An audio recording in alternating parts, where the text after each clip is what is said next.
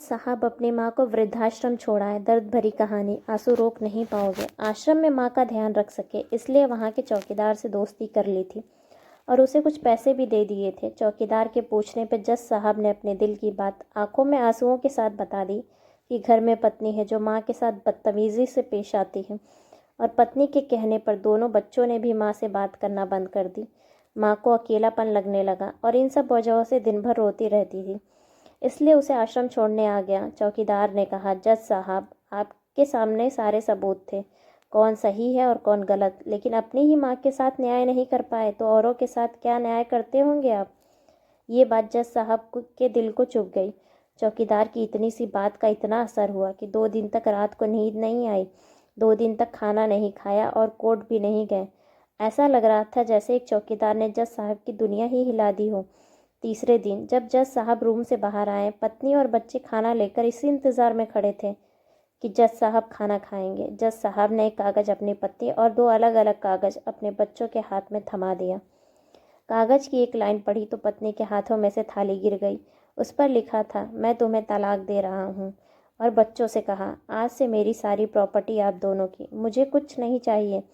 बच्चों ने उन्हें ज़बरदस्ती कुर्सी पर बैठाया, हाथ जोड़कर, पैरों में गिरकर इन सब का कारण पूछा तो आंखों में आंसुओं के सैलाब के साथ जज साहब बोले कि मैं मेरी 65 वर्ष की माँ को आश्रम छोड़कर आया हूँ, अनजान लोगों के भरोसे छोड़कर आया हूँ, और आप सब इनका कारण पूछ रहे हैं। हम लोगों को शर्म आनी चाहिए। रोज़ मेरे कोर्ट से आने के बाद माँ रोती थी कि बेटा प्लीज़ मुझे वृद्धाश्रम शिफ्ट कर दो। आप में से किसी ने मेरी माँ से सीधे मुंह बात तक नहीं की और ये भी भूल गए कि जिस जज को आज पूरा शहर सलाम करता है, उसी जज को बनाने में उस माँ का कितना बड़ा रोल है।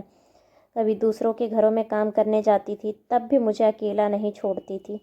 ऐसी भगवान समान माँ को मैंने आश्रम में छोड़ दिया, और वो भी ऐसे लोगों के भरोसे जिन्हें ये तक नहीं पता कि माँ को क्या बीमारियाँ हैं।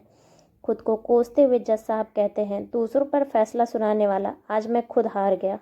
मैं जज नहीं बल्कि गुनाहगार हूँ, और मैंने जो गुनाह किया है वह शायद कानून तो माफ़ कर देगा, लेकिन ईश्वर के कोर्ट में वह कभी माफ़ नहीं होगा।